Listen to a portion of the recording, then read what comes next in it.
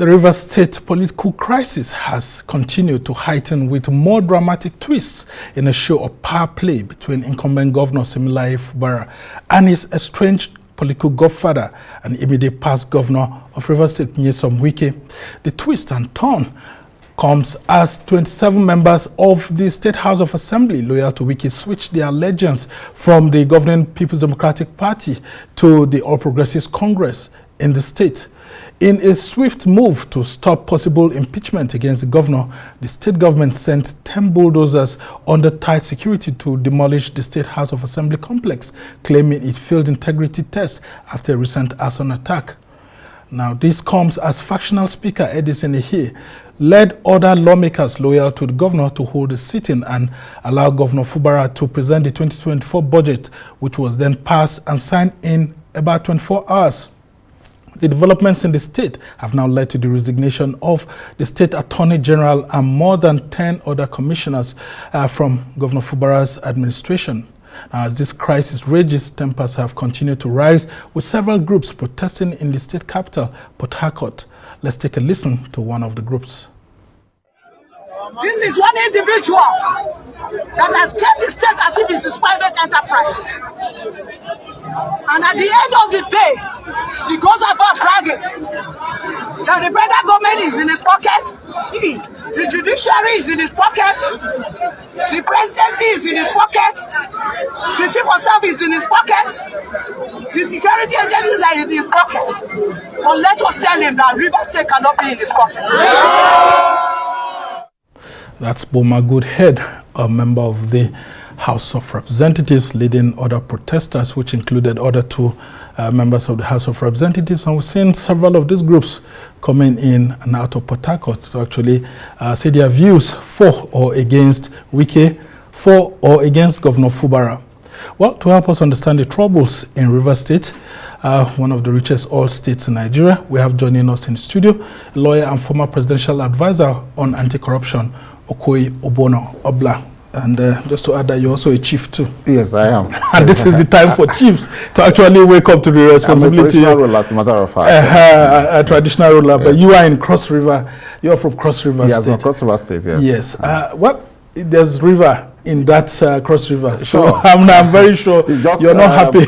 Port Harcourt is just 2 hours from Calabar. Yes. And then some parts of River State, like the Ogoni area, maybe 1 hour, 30 minutes, you know, yes, from Cross River State. So we are neighbors. Yes. Yes. I mean, interesting times when you think that oil and water cannot mix together.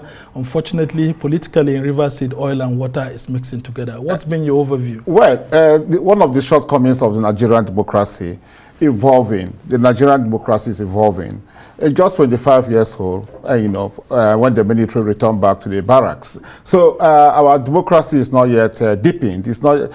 We will see all this tension, fighting, and so forth and so on, and you know, personalizing everything, and it's all boiled down to the fact that the political parties are weak. Both APC, PDP, all the political parties are weak. There's no culture.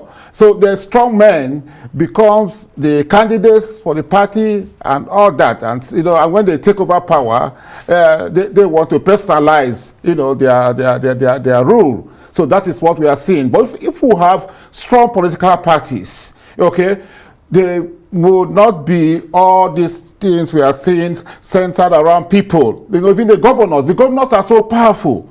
I used to say that the governors are even more powerful than the president, because the president sometimes exerts restraint in the excess of power. But if you go to almost all the states, the governors want to control the judiciary, they want to control the legislature, they want to control the political party, they want to control the local government councils, and even the civil society. Okay? Sometimes you see people criticizing the president, but you can't criticize some of these governors. If you do that, you are a dead man. They will drive you out of their states. But people come to Abuja and, you know, criticize the president, and they are not taken out. But so the governors are too powerful. Unfortunately for us, the houses of assembly that are supposed to be constitutional watchdog, try to restrain the governors, because if you look at the constitution, their powers are not limited. The houses of assembly can restrain the governors when they go outside the boundary of their constitutional responsibility or functions or power. But the House of Assembly have been emasculated in almost all the states. And they have been demolished. Exactly. They are not functioning properly. Okay? So otherwise, why should some 4 members of the River State House of Assembly, why should they sit down, receive the budget, and within 24 hours, they pass the budget, which is wrong. It's not even up to 24 hours. That means they did not scrutinize the budget properly. And the budget is law, it's the appropriation law. If you look at section 100, it has to pass through all the stages a bill is supposed to pass through before passing into law and before the governor will assent that bill into law. Well, there's a precedent that led to that situation. I was just seeking your overview on it because you're talking about institutions. And of course, I mean, it's very critical in Nigeria. Most institutions have been abused. Exactly. You would have listened to a member of the House of Representatives, the Bomagood here, saying that one individual says that he's in control of the presidency, he's in control of the court, he's in control of the federal power in Abuja, and that's why he also has to control the governor in Rivers State. And the governor is saying that he is refusing to be controlled because he's a chief executive while this other person is just an appointee of a fellow chief executive. What do you have to say about that? I don't want to apportion blame, but he is also a product of the same system. He is not condemning. So that is why all of us have to be careful. He's a product of the system because he is not a real politician. He has not been there in the PDP branch, Rivers State branch of the PDP. I understand he was a civil servant. He was accountant general. So how did he become governorship candidate? The same methods, cutting corners, not following the rules and regulations, and all that was used to impose him on the people of Rivers State. So that is it. If you ride on the back of the tiger, after a while, the tiger will turn around to go after you. That is what we are seeing. And it should be a lesson to all of us. I don't think it's necessary for a governor to produce a successor. Just allow the process to flow and let the best candidate emerge. But in a situation where the outgoing governor wants to produce a successor and go all out of his way to ensure that that person wins the election, that if the person comes into office, he would have seen some things the governor saw, of course, and he will want to exert himself. He wants to also to be as powerful as the person who brought him into office. So that is what we are seeing. It's played out in Rivers State, and it has played out in a number of states in Nigeria since 1999 because of the weakness of the political parties. Yeah, I mean, you remember it's a similar situation that happened between Jim Obono and Chimaroke Namani then even in my own state, to a little extent, Ayade, he was brought, by Iboke, and after a while, he wanted to be his own man, and then there was a clash of interest. And not only that, even President Tinubu too also had the same situation with Ambode in the last 2019 elections. Exactly. So all of us must try and help this country. With the politicians, let us allow democracy to evolve, and let us reduce our personal interests, and let us not subject our institutions to our whims and caprices. That is what we are seeing. It's a lesson for everybody, and we have to learn that lesson quickly so that we can move on with governance. Look, the Rivers State is a very important state in Nigeria, but right now, governance is bogged down. And I cannot show you that in the next 1 year, this matters may not be resolved because there are a lot of legal issues that have, crop up. Yeah, I mean, okay, the House of Assembly, 4 members sitting to pass the appropriation law.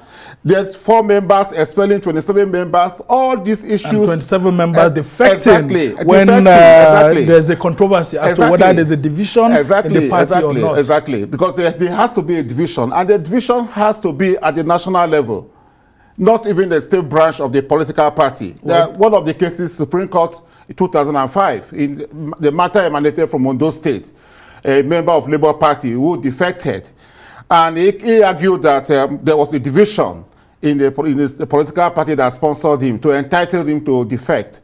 And the matter went right to the Supreme Court, and the Supreme Court said, look, there was no division in the Ondo State branch of Labour Party. That section can only avail him if there is a division at the national level. So in the Rivers State example, it is arguable if there's a division at the national level of PDP, or if the division is in Rivers State. But I can say that the political culture of Nigeria has been like that. From 1953, there was a crisis in the Western ASU Assembly, Western region of Nigeria ASU Assembly. What was the crisis? Dr. Nnamdi Azikiwe was a member of NCNC. Okay, he thought he will be the premier of Western Nigeria. Western region. Yes, so because his party, NCNC, won the elections. But on the day the premier was to be elected, all members of NCNC defected and joined Action Group. Yeah. Yes, and what happened? Nnamdi Azikiwe got angry and said, look, let me go back to my own to the Eastern region. Yes. Yeah. And then there, the man from Calabar, my brother, he was the premier of Eastern region. Yeah. And the NCNC leaders, who are majorly Igbo, they asked him to step down for Zeke. So the minority people from Calabar or Goja Rivers province, they were not happy. They said, why do you want to treat our brother like this? So there was a crisis, and all of them resigned en masse from NCNC to form their own political party. Yeah. And then 1962 again, in the Western Regional Assembly, there was a crisis that led to fighting and that led to the federal government declaring a state of emergency and removing the premier. Chief Akintola was removed and a sole administrator was appointed.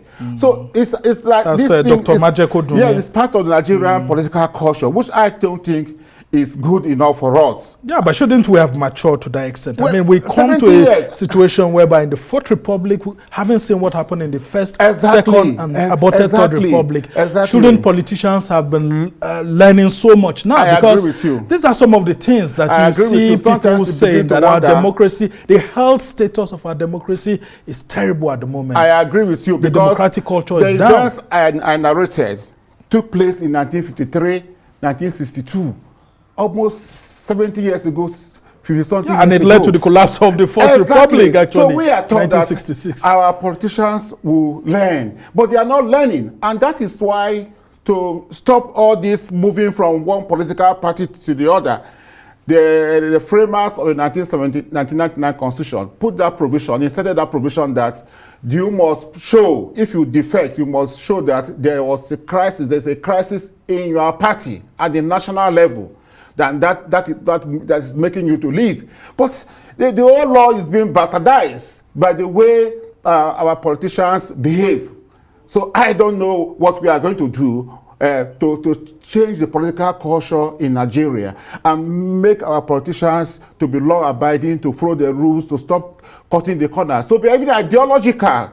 Because if you're ideological, you should be very wary of moving from one party to the other. If Nyesom Wike himself has said that some time ago, that if people elect you under a particular party, colors of the party, beliefs and ideology of the party, why would you move their votes to another party that they don't, or they may not even believe in? Yes, but Chief Obono, let me just come back to the critical issues that we have here, and which is for the fact that the federal government seems to be aloof in this situation.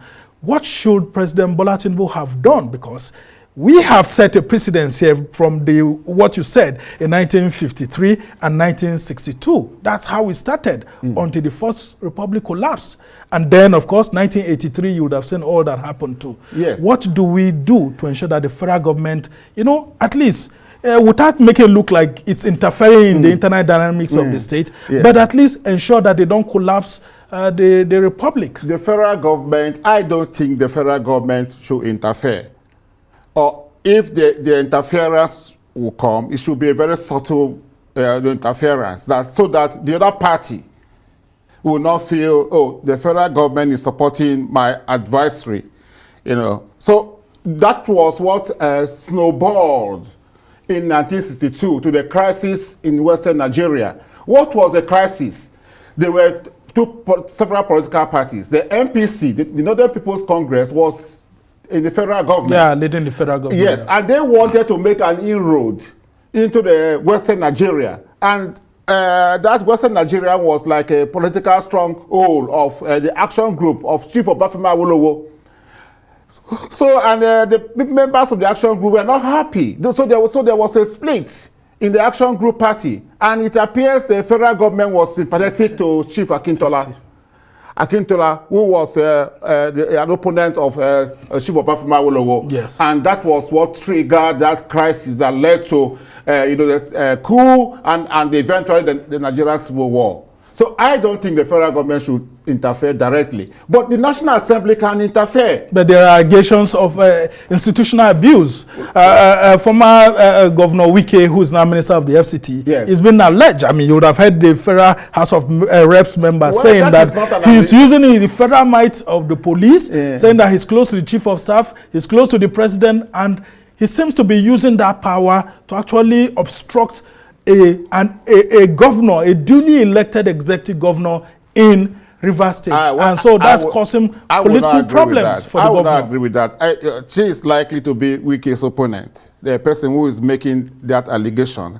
And she was also a member of Wike's political camp. Exactly. At some point, because I mean, do not think that Wike is using police or the federal might. You mentioned that when you read the news, before we started, that it appears the governors use security agents to demolish the House of Assembly. Those security agents are agents of the federal government. They are not agents of the state government, because the state governments do not control police. They do not control SS. They do not control the military.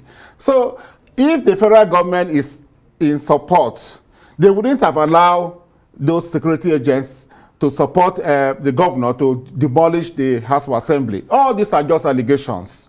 All these are just allegations. I think the National Assembly should interfere. Because if you look at the Constitution, the president he doesn't have powers except when it comes to declaration of a state of emergency. State of emergency. But and that's what people are afraid, that Rivers State is inching closer to the declaration of a state of emergency. That is why the National Assembly should intervene and take over the functions of the Rivers State House of Assembly. Yeah, but that has to be through a motion, because constitutionally it's stated that a motion has to be presented to the House of Reps. Yes. That there's a problem there. Then before the House of Reps or Senate can now get in. But there's no motion on the floor of the National Assembly at the moment. The principles of separation of power does not allow even the president to ginger the National Assembly to do what it's supposed to do, in view of the fact that it seems to everybody that there's a breakdown of law and order in Rivers State, particularly in the House of Assembly,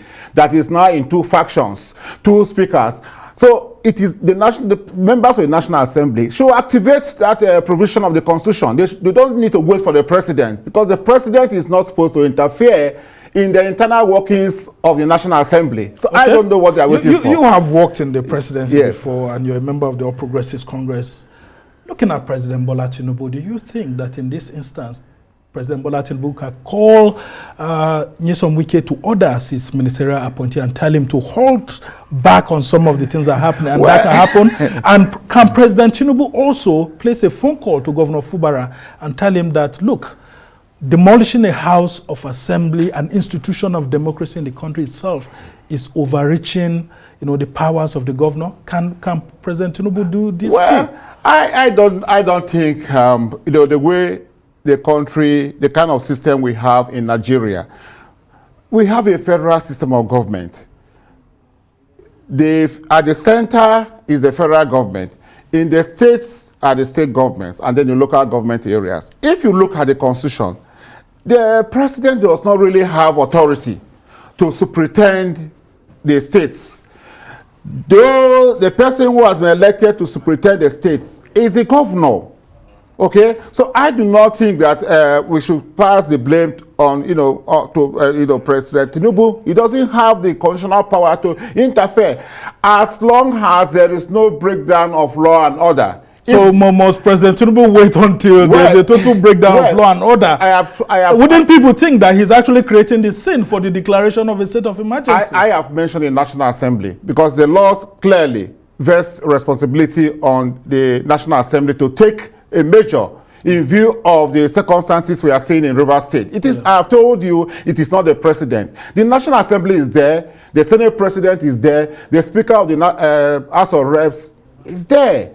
And the framers of the Constitution were very well on the right path when they placed that responsibility on the National Assembly, so that the president may not be seen to be interfering. So I don't know why they have not activated that machinery or that provision of the Constitution that gives the responsibility vests responsibility on the National Assembly. They shouldn't wait for the president. And the president may not want to interfere because of the principles of separation of powers. He is the head of the executive branch of government. The head of the legislative branch of government is the Senate president and the speaker, of the House of Representatives. They should do that. Okay. So as we try to round off this conversation, there's been these talks here and there that APC, the governing party in Nigeria, is interested in capturing Rivers State and Kano State, hence what looks like the political rigmarole ongoing in these two states. Talk to us about that ahead of 2027. I don't think so. These are just mere allegations or perception. Yes, I don't think so. As a matter of fact, Wike has not even left PDP. He's still a member of PDP. The fact that he's serving in the government of President Bola Ahmed Tinubu, notwithstanding, this is not the first time we see opposition elements serving in an incumbent government. Bola Ige was a very powerful figure. He was a member of the Alliance for Democracy. Yes, and he was appointed Attorney General, by President Obasanjo. So I don't think the APC is desperate to grab Rivers State, as people are insinuating. All these are just figment of imagination. But don't you think Wike will want to become his own man to show the president that he has the capacity to deliver in 2027? Because he wouldn't still be governor then. And in 2027, he has to show that for President Tinubu appointing him as minister, not just minister of the powerful Federal Capital Territory, that he has to, shore up votes for the president as he looks for a second term. All these are in the realm of imagination. Nobody knows tomorrow. Nobody can predict what will happen 2024, 2025, 2026. Talk less of 2027. Yeah, but politicians play the long haul game. Some people are even playing 2031 politics at the moment. All these are in the realm of speculation, possibility. But it's not proven, and you cannot use what is in the realm of speculation or possibility to begin to adjudge anybody guilty or not guilty. Kano State, nothing has happened in Kano State to warrant that assertion. You think with all that Abdullahi Ganduje is doing, and then the talks that the APC wants to capture Kano by all means through the courts? I don't see anything unusual. What the national chairman of APC has done in respect of Kano. There was an election, somebody was declared the winner, and the person who is aggrieved, as provided in the Constitution and the Electoral Act, he went to the tribunal. The tribunal, declared him the winner, and he went. The governor, the elected governor who was removed, he went to the Supreme Court, and the matter is pending in the Supreme Court. So all of them have submitted to the rule of law. Let us not rock the boat by making insinuations to cast aspersion on the judiciary. Let us wait for the ruling of the Supreme Court.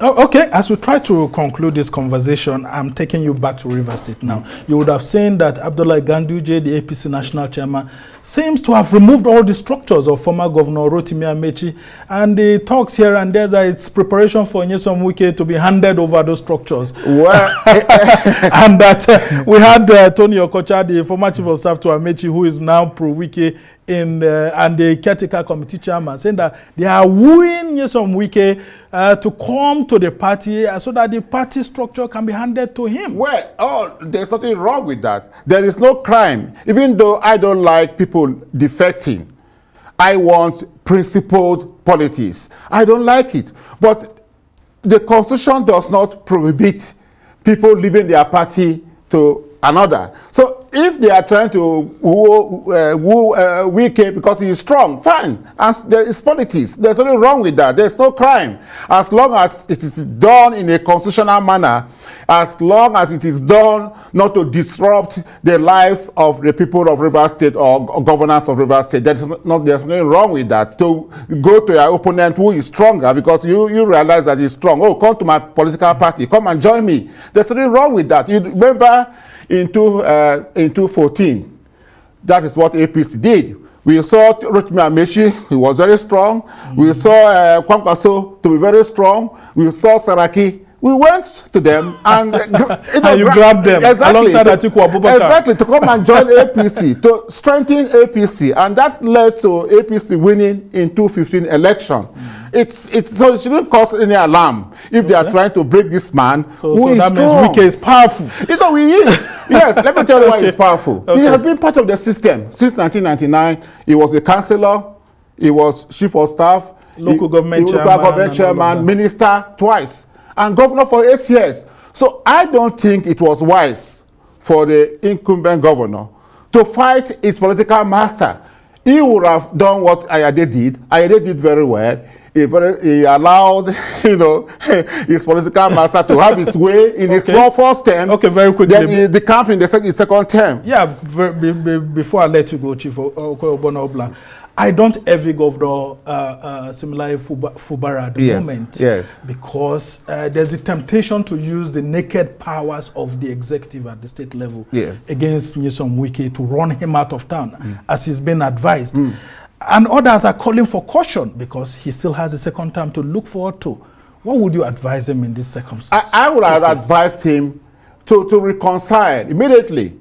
This matter, but they tried that and it failed. Well, let him try again and then simmer down. Let him stop making radical political maneuverings, like demolishing the house. That was wrong. So let him try and reconcile, because as far as Rivers State is concerned, the structures of former Governor Wike are entrenched, and if he continues to fight them, it will amount to what I will call in Latin voluntary non-fit injuria. If you see fire and you put your hand into that fire intentionally, and if you are hot, you cannot cry to say, oh. Okay. I guess that's why the commissioners are resigning every now and then. Well, we can only wish that the game of politics is played, following the rules. Manner. Yes, exactly. Because like it said, politics is war without bloodshed. Exactly. So let's not bring bloodshed into the politics. Let's call for a summit of all the political parties, and let's talk to ourselves. Let us advise ourselves. Let us stop overeating the polity. All right. Let this democracy survive. Okay. We must thank you immensely. Chief Okoi Obono Obla is a former presidential advisor on anti-corruption to former President